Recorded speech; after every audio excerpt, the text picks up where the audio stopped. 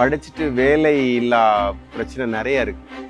அப்போ இந்த மாதிரியான ஒரு தொழிலை நீங்கள் கற்றுக்கிடும் பட்சத்தில் நிச்சயம் வேலை வாய்ப்பும் பெறும்.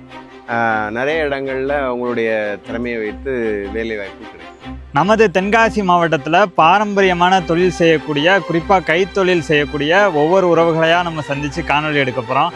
அந்த வகையில் நம்ம இன்னைக்கு ஓவியர்களை சந்திக்க போகிறோம். வாங்க வீடியோக்குள்ளே போகலாம். என்னோட பேர் சுமு முருகன்.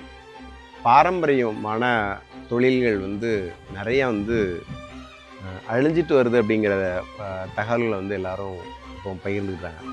நம்ம சுவர் விளம்பரம் எழுதக்கூடிய ஓவியர், சுவரில் விளம்பரம் எழுதக்கூடியது, அப்புறம் பள்ளிகளில் பெரும்பாலும் என்னதான் நவீனம் டிஜிட்டல் போல் எல்லாமே வந்துட்டா கூட இந்த மாதிரி கைவரைவு விரும்புகிறாங்க.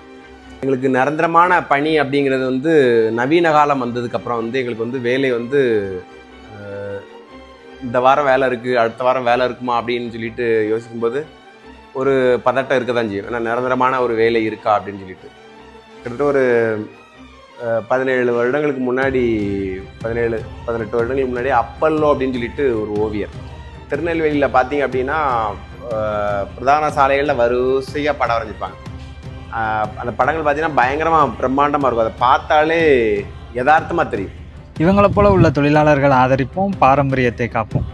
பள்ளி, உங்களுடைய ஊருடைய பொது இடங்கள், மேற்கொண்டு உங்களுடைய நிறுவனங்களுக்கு சூரோவியங்கள், அப்புறம் விளம்பரம் எழுதக்கூடிய நிறுவனம் விளம்பரக்கூடிய சூர விளம்பரங்கள் எதுவாக இருந்தாலும் அவசியம் நாங்கள் சிறப்பாக